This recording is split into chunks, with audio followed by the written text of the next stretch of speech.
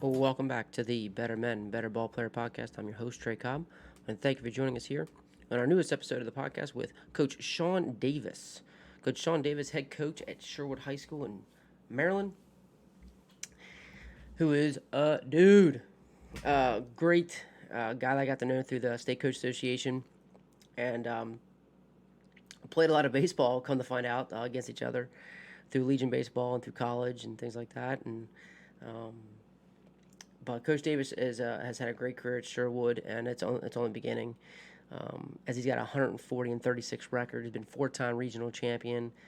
He's been our Maryland State District Coach of the Year in 2016 and 2019, and it's only the beginning. He's only getting started, but he's been an assistant coach at Sherwood. He's won a state champion there in 2010 as a state champion at Sherwood. He's been the assistant coach at Georgetown Prep, Rockville Express. He helped them get started.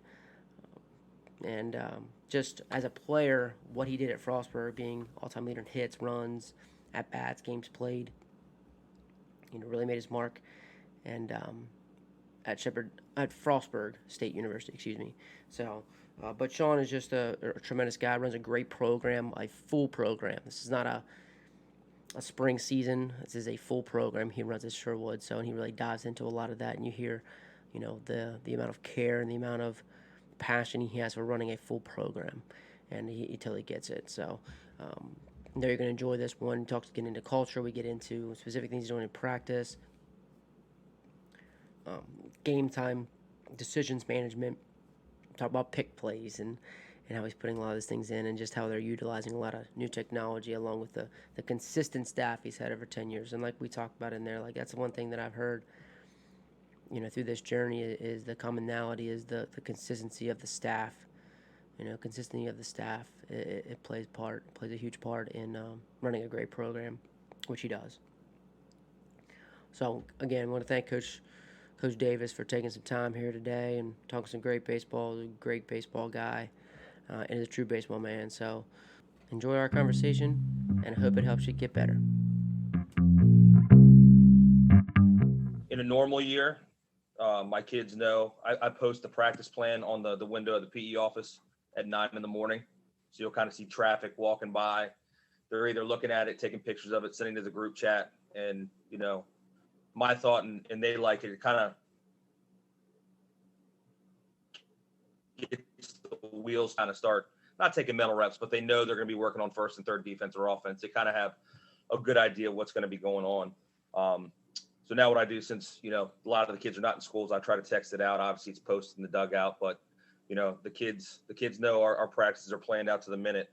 Cause we're all about, or I am about pace, not necessarily duration. If we can get in what we need to get done in, 2 hours, I don't see the need to stretch it out, cause a lot of times that last hour, especially when it's getting hot, starts to drag a little bit. So, we definitely try to utilize technology.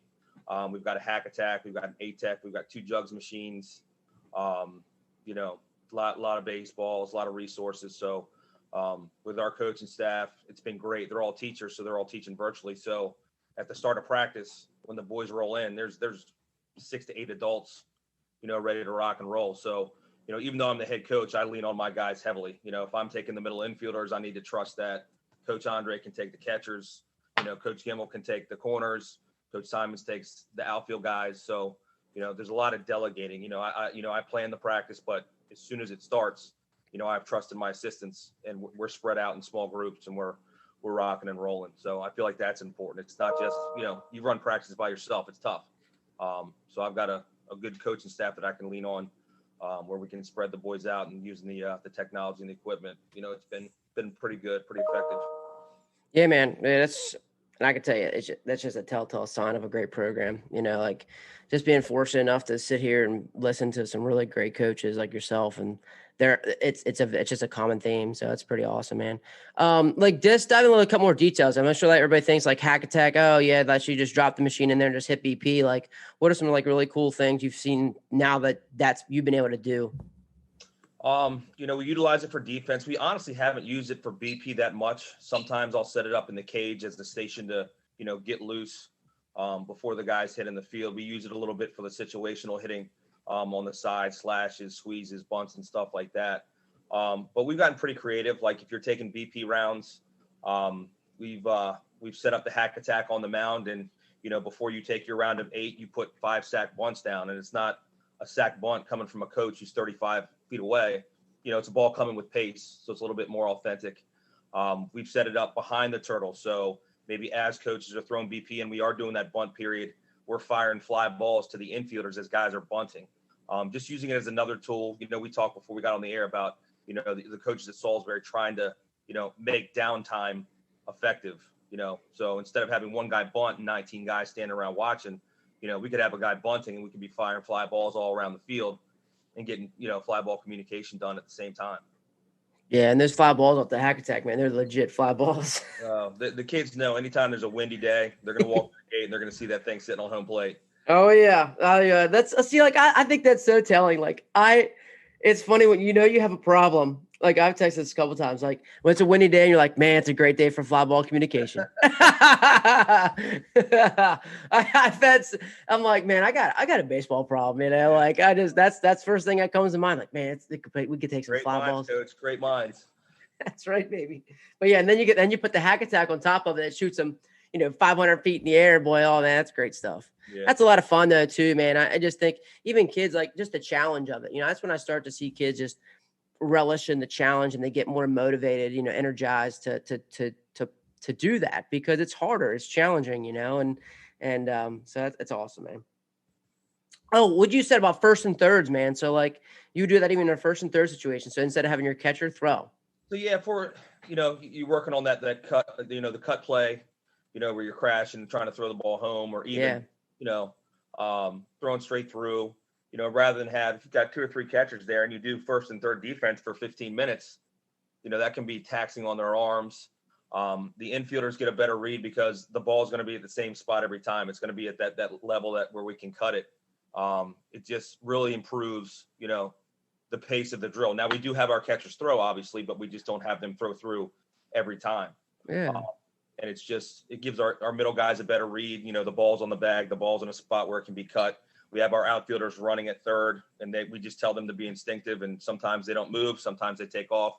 So our middle guys really get a good read, whether it's the shortstop compressing and coming and get it, or it's the second baseman crashing in front. Mm-hmm. Yeah, just other good creative ways of being able to use it, and you can get multiple reps. And so, like you said, you always know what you're going to get too. So those things are pretty dialed in too, huh? Oh yeah. Yeah, you dot it up. I'll tell you the best drill we've done, and my catchers hate it. Dirt ball reads really effective in high school. You can, take that free 90 feet. If you're an instinctive base runner, my best guys aren't my fastest guys. It's just the guys that read that down angle and take off. So I'll put a screen on the mound with a tarp over it so they can't see the hack attack. Cool. Catchers are at home plate. So I'm either throwing, I'm adjusting the level. I'm either throwing an 80-mile-an-hour fastball and they're sticking it, or I'm dropping the angle and it's a dirt ball. And the runners can't see it. So they're reading the down angle of the ball and they're reading the language of the catcher. And as I said before, you can understand why the catchers hate it, but it's a really, really effective drill. And I think it's made us better. I think the kids take pride in doing it. Again, one of my, not fastest kids, the first baseman, he's probably got 10 dirt ball reads and he loves it. And our dugout goes nuts just because they know it's important. Mm-hmm. Absolutely it is. Mm-mm. So how else are you utilizing the technology during practice? I know you said like you guys station work and just the other things. Are the other things just as useful? As far as what? Just machines and radar guns and stuff like that? Yeah. Yeah, I mean, it's just we have an ATAC, we have a hack attack. So when we do fly ball communication, we go double barrel. We go right side, left side. Cool. And I'll put actual 4 outfield stations. So there'll be center field in the left center gap, center field in the right center gap. That way the guys are just getting crazy touches. And you said being competitive. The corner guys love it when I'm shooting them close to the fence and they got to make that read, or when you shoot that ball in kind of no man's land and everybody's converging on it. It challenges the guys and I think they like it. As far as other technology, we have some pocket radars and stuff like that. We're not crazy about going down in the bullpen and doing that. But as far as, exit velocities off front toss, and tee work, we view that as a valuable piece. I mean, I talked, you go back and talk to your college coaches. I try to get out there and talk to college coaches in the area, and talking to the coaches at Maryland, if they put their guys on a tee or front toss, they feel like if they have a radar gun on it, it's just a guy trying to generate as much power as possible. So not necessarily, fixing stuff. They're just learning what moves generate more force. So we try to utilize that. So if we're doing hitting stations in the cages, it's not just hitting off a tee. It's not just front toss. There's going to be instant feedback. So the guys know, all right, that swing felt good. That generated, whatever number off the exit velocity. They do something a little different. If that number goes down, they know not to do that again. If that number goes up, all right, they know that's a move that they should be making. So we like giving the hitters just, feedback. Absolutely. That's awesome. Now you got a multiple then pocket radars. Yeah, the ABCA, the convention, they had an awesome deal this year for a week or two. So I jumped on that. So we got some of the normal ones, and I got one of the video ones. And I don't think a radar gun has come out in our bullpen all year. And you're just using it mostly offensively. Yeah, I mean, you know how it is. You get down in the bullpen and pull a radar gun out. Just bad habits start to form. That's just my eyes. I'd rather have the kids locate and, spit balls and try to throw. You probably use it it's probably helpful like during tryouts and things like that, just to kind of see. Getting objective feedback if you're, having to release kids and being able to give them information. Yeah, but as far as day-to-day in practice, we don't typically do that. Yeah, there's times for that. It's definitely, for sure. Unless you're maybe building a guy up who hasn't got, totally understandable there, for sure. Do you anything will that be anything in the games? Like, will you take that into the games at all to try to get any reads, or do you guys chart any of those things during a game? So, not necessarily velocities and times. I mean, obviously, we're keeping track of the other kids, information, catchers, pop times, and things like that. We chart tendencies. We have spray charts from, even though there was a year off, if there was a freshman or sophomore up on varsity, we've got all their bats. We keep a notebook on that. We like to go in as prepared as possible. Coach Keys takes care of that. He's our pitching coach. He was the 2019 Assistant Coach of the Year. He's awesome. So when our kids come in the dugout on game day, there's spray charts for every kid that could possibly get in that game. Our outfielders are a really mature group. You hear them go to the spray chart and the center fielders talking, hey, when this kid comes up, you're going to move up. I'm going to shade to the opposite side. I mean, just there's a plan, and the kids have bought into that. They like that, they're prepared.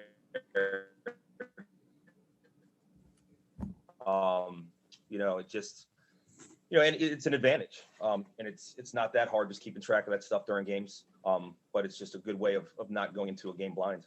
Oh, for sure. Is there anything specifically you guys like to track, or you have any kind of game goals? The number one thing we chart for our guys, are fastballs taken for a strike. Fastballs taken for a strike offensively. For a strike. Because my biggest thing is we can't take the best pitch of our at bat. So we chart that. We chart, especially in go counts, 2-0, 2-1, 3-1, when guys are doing that.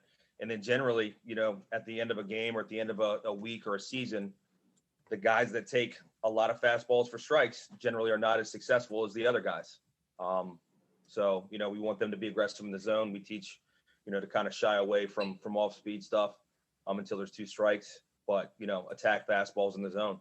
And again, it's the feedback we've gotten from our charts is the guys that take more fastballs for strikes generally do not produce as well as guys that are aggressive. Yeah, for sure, man. That's awesome.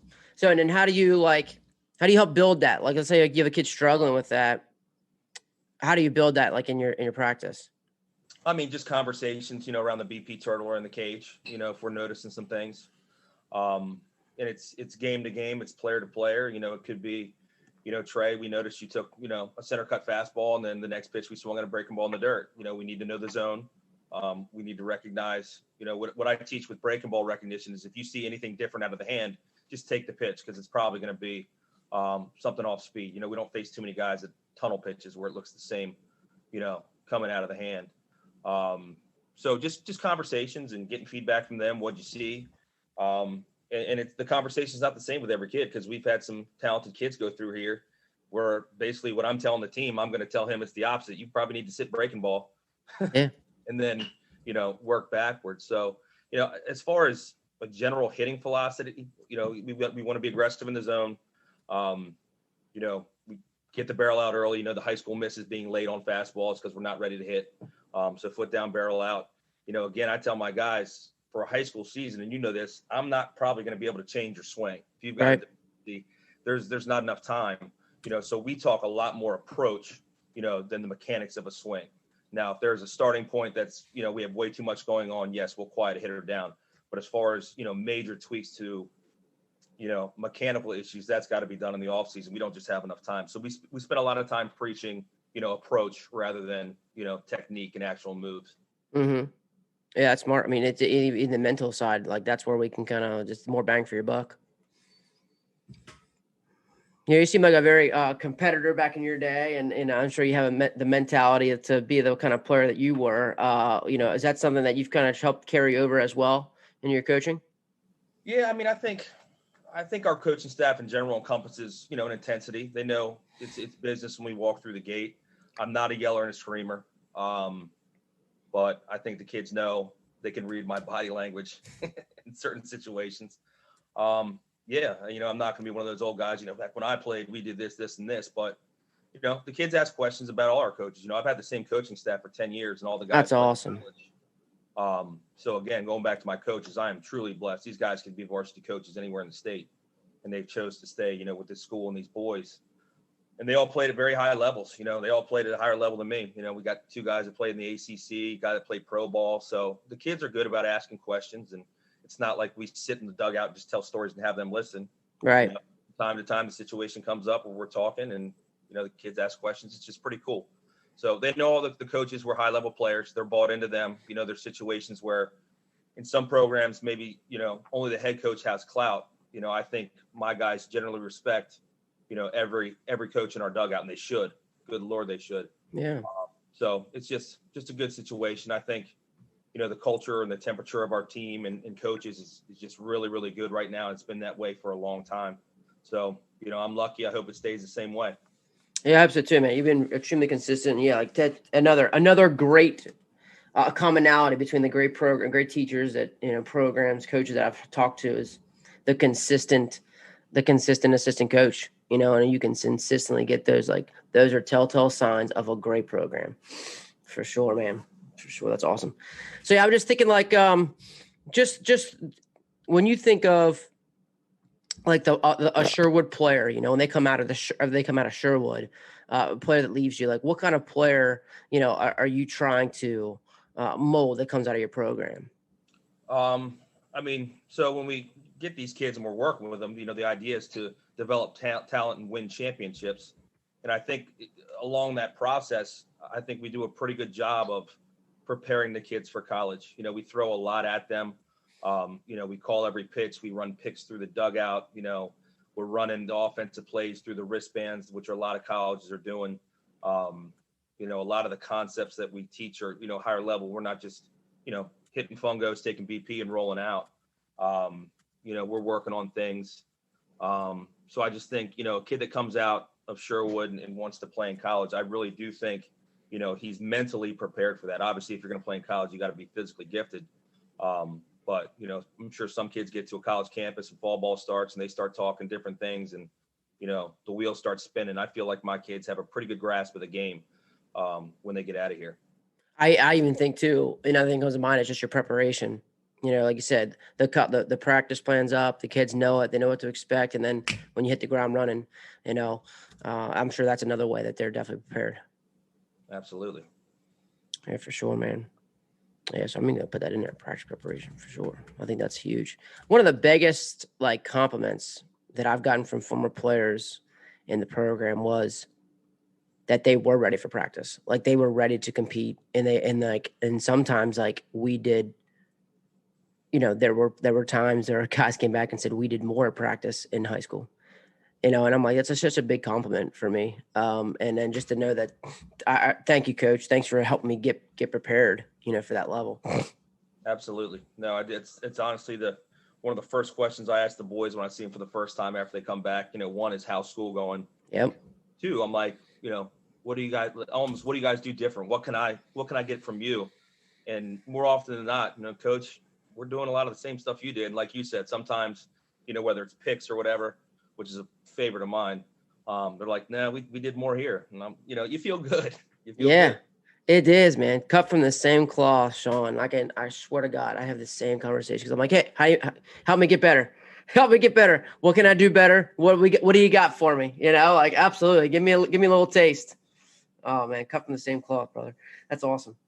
So, dude, let's get in. So, like, I mean, I know some of your opponents might listen to that, but like, is there anything that you could dive into picks that we can talk here, or should we just wait to talk off air? No, I mean, I won't get into the nuts and bolts. I just think, high school base runners, there's always someone trying to give you an out. So we pay attention to details, and if someone's going to give us one, we're going to take it. Yeah. So I guess for me, like with the picks, is because I've always tried to put it in. I'm always trying to put it in better, And do you like to put it in? Do you put it in live? I'm sure you don't put it in live right away, but like, do you try to do it live as you can? But then like the players know what the call is. It's tough. Like, yeah. To have an authentic, especially this year with no scrimmages. So yeah, normally, we'll schedule 7 or 8 scrimmages, and we'll tell the kids we're going to put picks on even if they're not there, just because the other team doesn't know it's coming. We want to see you trust it. We want to see you do it. So no, it's hard when you split your group in half and you do an inter squad, and right. Most picks are from verbal, and then you try to put it on, and the base runner gets a 3-foot lead, and right. It's hard to do live and replicate live in practice, and that's when we do it in practice. We try to throw base runners out there to do bad things because our kids become so robotic. If you do a third the first pick, the runner's not just sitting there every time. What if he takes off? What do we do? So we try to throw different stuff at him, but as you said, it's a little bit of a challenge in a practice or an inter squad situation. Okay. Yeah. Do you ever?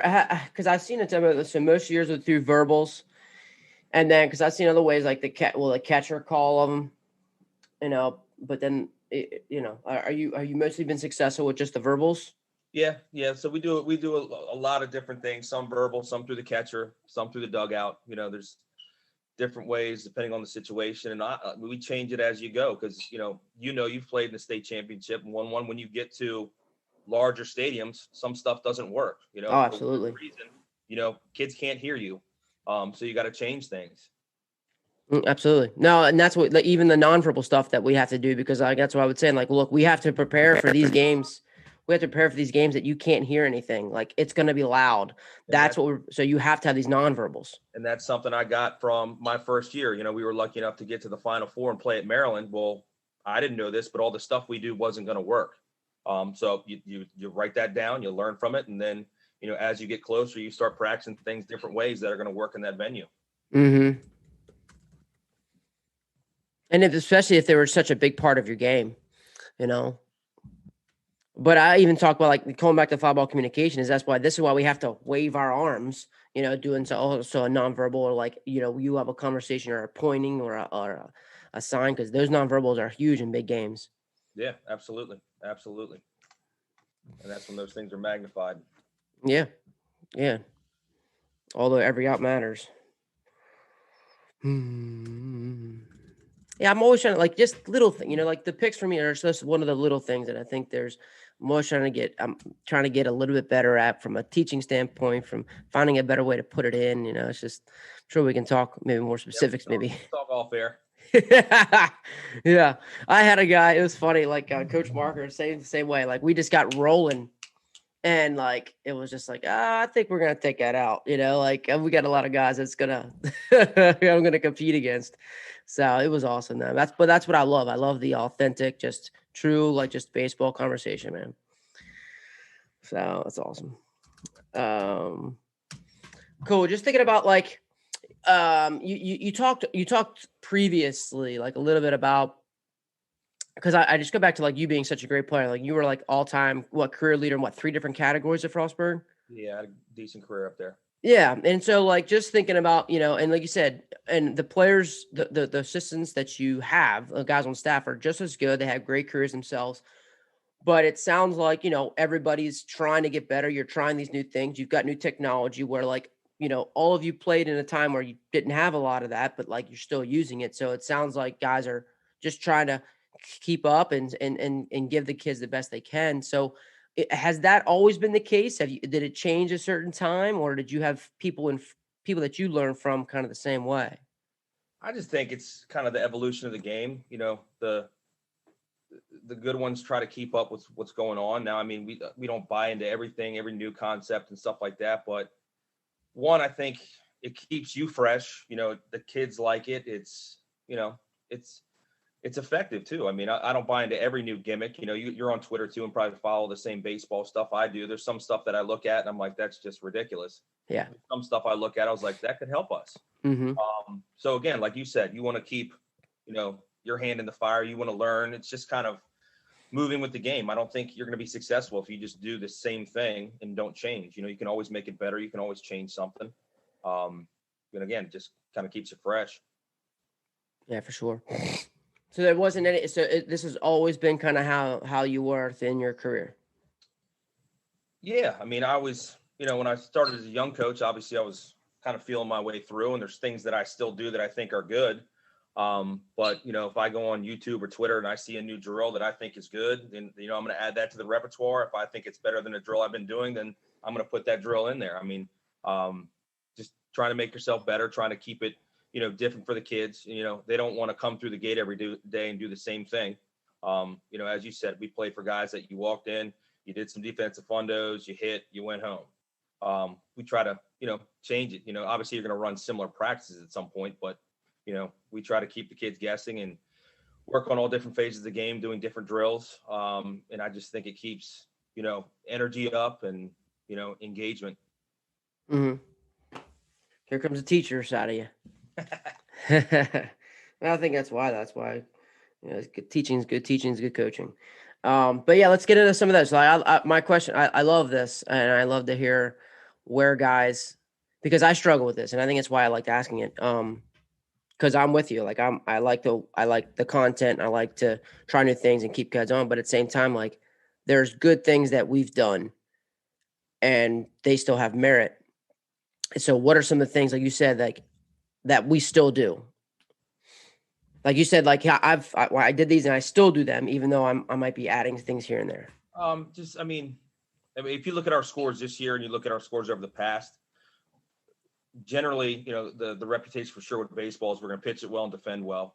So we spend time on fundos, every day, and I try to come up with drills, outfield and infield, where the kids are going to get as many touches as they can in a short period of time.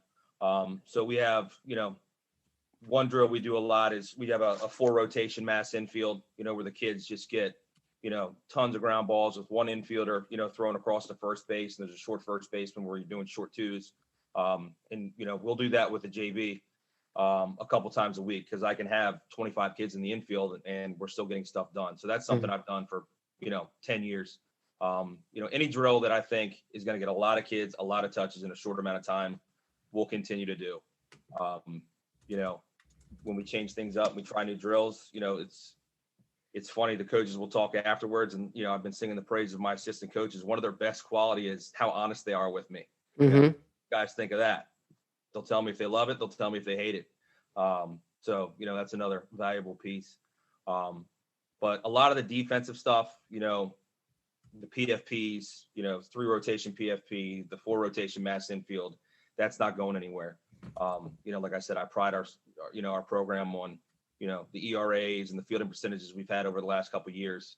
And if it's not broke, don't fix it. So, stuff like that's going to be in the practice plan a couple times a week. Oh yeah. So the 3-man PFP, do you like to have 3 groups on the mound, or do you like rotate them? So I'll have the pitchers in groups of 3. Mm-hmm. There'll be 3 guys on the mound. So 1 guy on the first base side, 1 guy on the mound, on the rubber, 1 guy on the third base side. And obviously the catchers are involved. So you got a pitcher cover on the right side, a comebacker turning 2, and then the pitcher fielding a bunt and going to third. And then we'll go through that a couple times. And then we switch it up. We'll go the fungo to the right side is to the first baseman who's back. He initiates the double play with the shortstop pitcher cover, playing first base. Then in the middle, we'll do the 1-2-3 double play. And then we'll still do a bunt to third base. So They're getting lots of touches. With the pitchers, we tell them if you're one, when the ball leaves your hand, you're the fifth infielder. But if there's a ball kind of in play without pace in front of you, you did your job. Well, let's reward ourselves and get an out. Mm-hmm. And our big thing, especially with the pitchers, is you field a ground ball, you got to stay low because you see that pitcher field the ground ball, stand up straight, and you know exactly where it's going. The arm's going to be late, ball's going to sail up the line. So we do PFPs a ton because we tell the guys, reward yourself. If you have a ball in play with passive contact in front of you, you did your job. Now get the out. Finish the play, absolutely.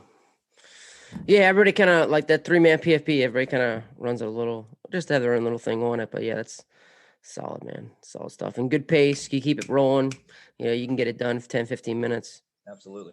With a lot of good pace, that's for sure. What does your outfield do during that? Are they always just running, or do you have another coach to be able to take them? Coach Simons has been with me for 10 years. He played baseball at Clemson.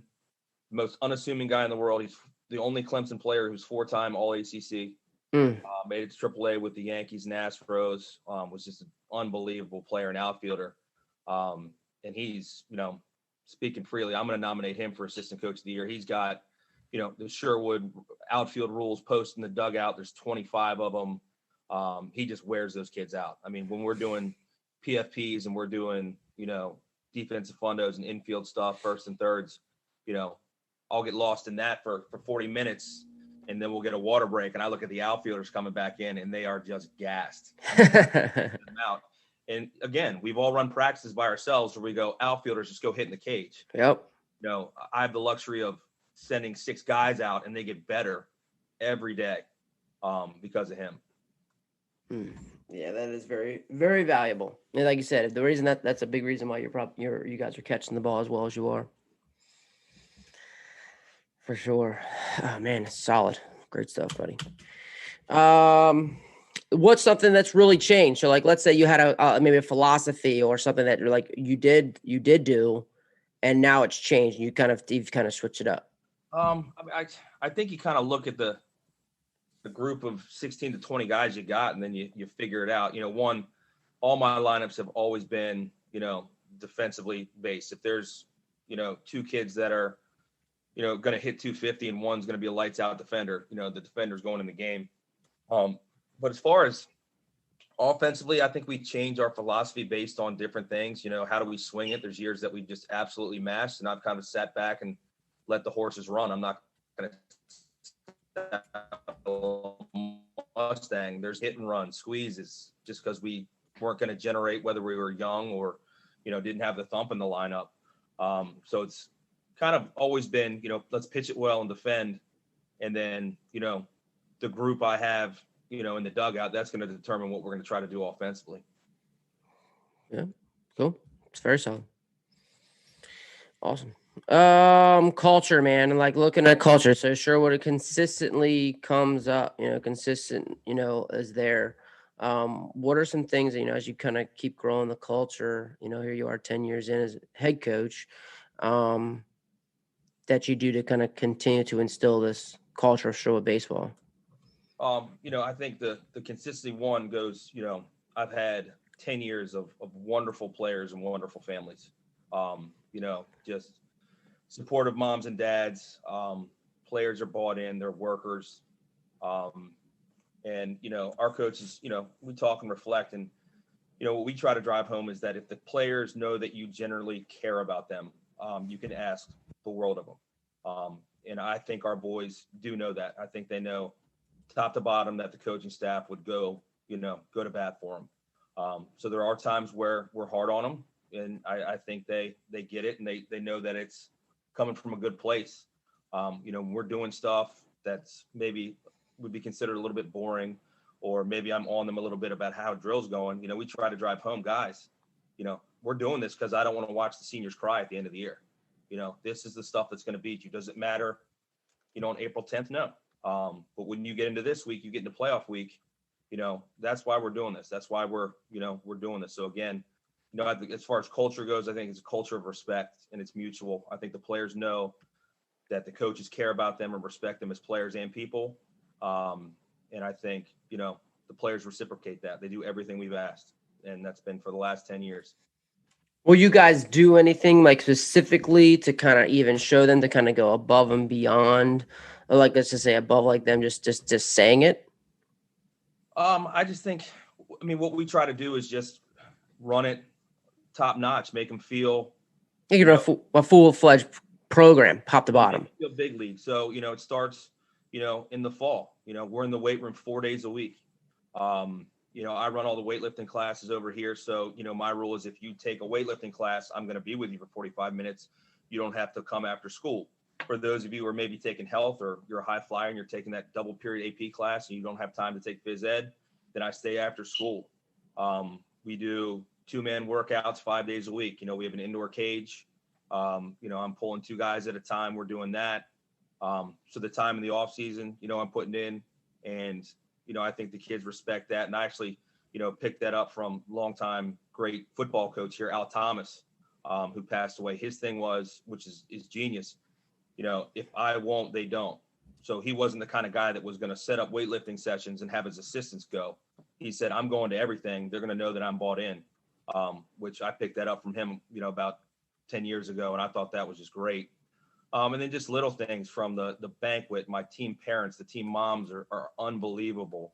The senior day we run, having the press box with the music going, trying to have a good facility and surface, stadium seats. We just try to make it feel, we want the game day and practice experience to be as good as it can.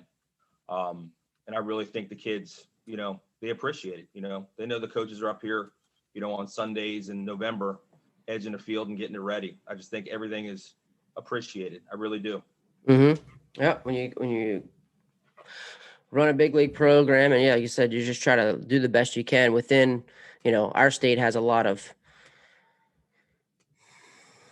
limitations. We'll just put it that way. And then you just got to try to work within those limitations to, make it as good as you can. Phenomenal. Awesome stuff, dude. Awesome stuff.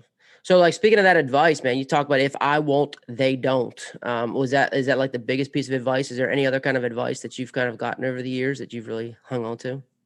No, I mean, as far as like influence, probably some major guys. I grew up, my dad was a junior college coach. So cool. I was at Where at? He started the program at MC Germantown. Oh, sweet. Then gave it over to Tommy Casera when I started playing in high school so he could watch me. So, I mean, I was in kindergarten and Mom would drop me off at the field after school, and I just, lived it. I wanted my glove to look like his shortstops. I wanted to have a stance like his, just ate it up. As far as demeanor, I think my dad, very calm, could deal with people and still can better than anyone that I've ever met. So I try to be like him in that sense. And there's times where you get a little hot-headed, maybe you don't do the right thing. But as far as dealing with players and dealing with situations in a calm manner, I've taken a lot away from my father. At Georgetown Prep, I coached with Kirk Crickstand, who's a longtime Maryland high school coach, Legion coach. And as far as just X's and O's, I don't think I've been around a better baseball guy. So those 2 guys had a huge impact on me.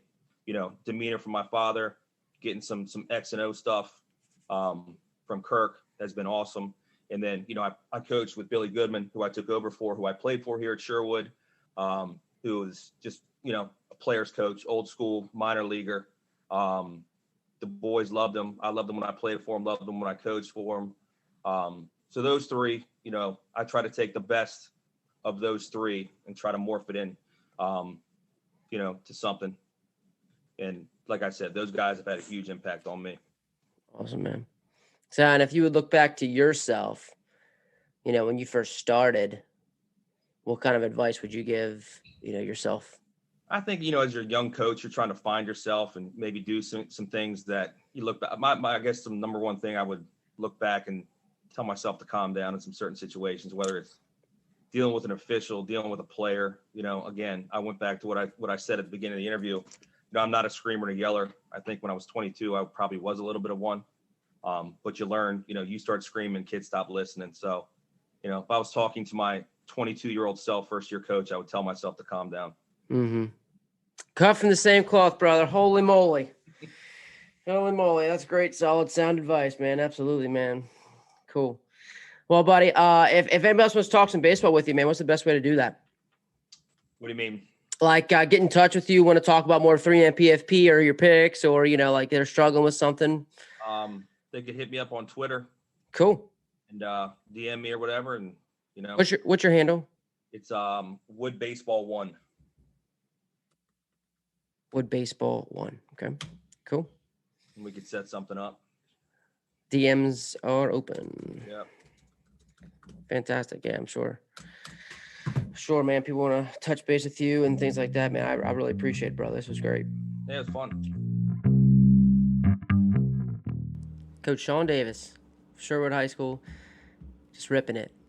And just really glad to get a great conversation with him. And we talked a lot even more off the air. And just great to hear just our little bit of background is playing each other. And really cut from the same cloth of just his philosophies and how he's done things. And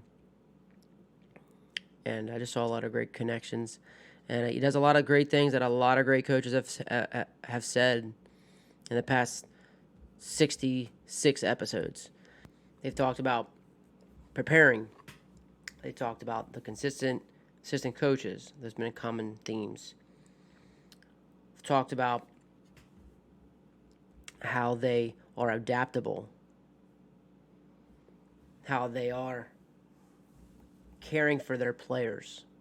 All consistent, common themes that these great coaches